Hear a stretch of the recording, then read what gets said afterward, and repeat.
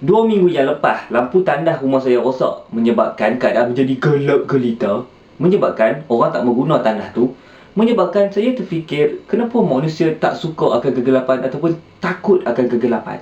Satu, mungkin kita tak tahu macam mana cara nak bergerak-gerak ataupun beroperasi di dalam gelap. Dua, sebab kita tak tahu apa yang ada dalam gelap tu. Dan masa kita kecil-kecil dulu, ada orang-orang tua ni berpesan, hang pi lah situ ada hantu, sat lagi dia tokak hang orang tahu.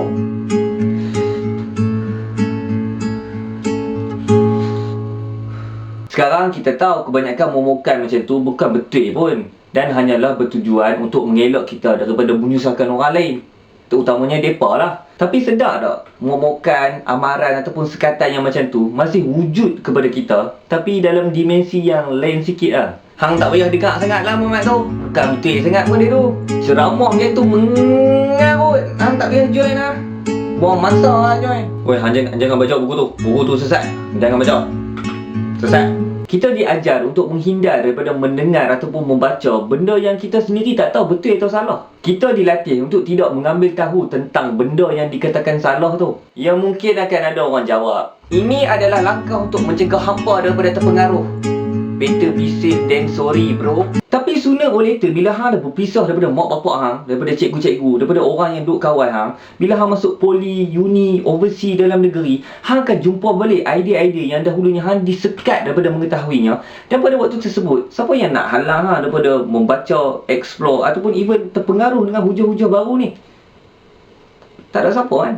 Jadi saya yang daif ini merasakan bahawa kita perlu bersikap lebih proaktif instead of reaktif dalam perkara-perkara sebegini. Beritahu mengapa ceramah kumpulan tersebut mengarut. Terangkan apakah kelemahan hujah-hujah penceramah tersebut. Huraikan mengapakah buku itu bahaya kepada kefahaman kita. Apa sebenarnya yang bahaya? Saya rasa pencerahan sebegini lebih berkesan berbanding mencantas terus kebebasan maklumat. Sebab kita ada internet sekarang, dan bila kita tengok internet dan kita dapat akses kepada benda-benda macam ni, dan kita tengok, lepas tu kita macam apa yang mengarut macam okey ya. Kita kena tahu kenapa kita percaya benda yang kita percaya, dan kita juga kena tahu kenapa kita tidak percaya benda yang kita tidak percaya. Kita tak boleh percaya ataupun tidak percaya benda yang kita tak tahu, sebab benda tu kita tak tahu. Macam mana nak justifikasikan benda yang hang tak tahu? Jadi kesimpulannya ialah saya tak rasa manusia tu takut akan kegelapan, tapi sebenarnya takut akan ketiadaan cahaya. Sebab kalau kita ada cahaya sendiri, kita boleh masuk tempat gelap dan terangkan.